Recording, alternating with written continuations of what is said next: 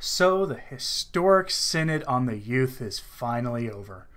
Truly, the Church has been blessed with a breath of fresh air from the wise youth.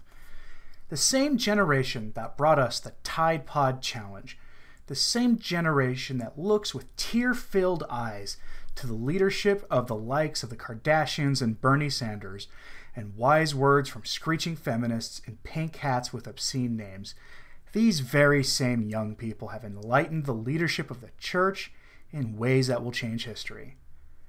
Here are some sights and sounds from the Synod that illustrates how very serious the leadership of the Church is, and how the youth have inspired them to be moved by the Spirit. Truly, truly, we are blessed to have leadership such as this. Why, this first clip is from Cardinal Tagle, who many have said is likely to be the next Pope. Many have pointed out that he's cut from the same cloth as Francis, but is far, far younger. And if this clip is to be believed, he's also totally down with his fellow kids. Hello, hello, mic test, okay. People. Is that okay? Can we do it this way? Huh? No, why not? Okay.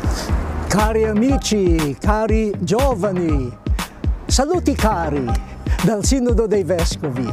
In questi giorni finiremo gli studi, le discussioni, gli interventi, però il processo sinodale continua nelle vostre famiglie, nelle scuole, nelle parrocchie, e il processo sinodale non è finito.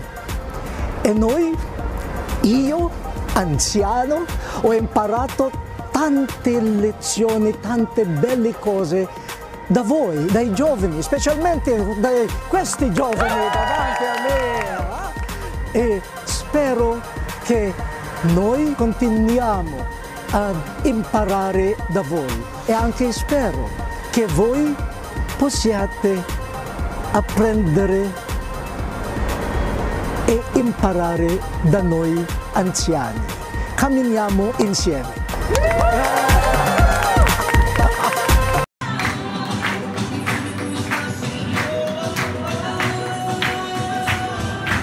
The next clip is from the after party of the Synod.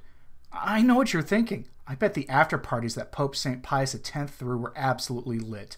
You'd be right. Somewhere near paragraph 200 of Pascendi is the call for dance parties to fight modernism.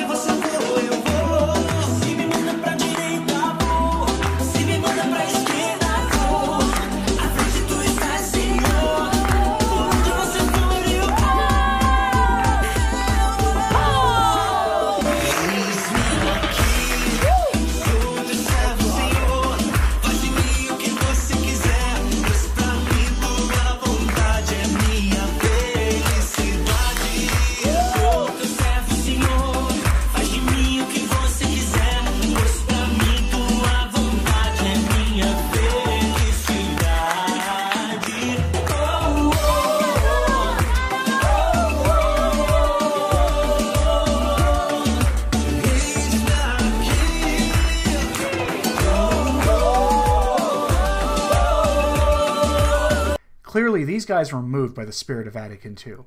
And wouldn't you know it, at the close of the Synod, the bishops present all were moved to applause, knowing that they will be remembered by future generations as leaders who took bold action to drive the Church further into the ditch.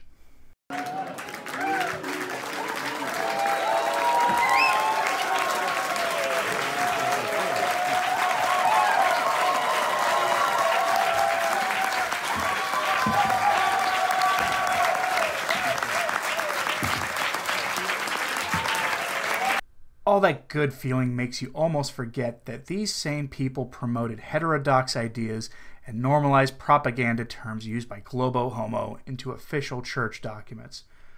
Personally, I can't wait for the pontificate of Cardinal Tagle, whom some are already calling Pope Francis II. Having a pope who can rap with his fellow kids while he's planning on how to further implement modernism will be a great distraction. If you like videos like this, like and share this video and subscribe, and click that notification bell below. If you want, you can support my work through Patreon. A link is found in the description below, along with links to my Twitter, my sources blog, and the Facebook page I manage. For Return to Tradition, I'm Anthony Stein. Ave Maria.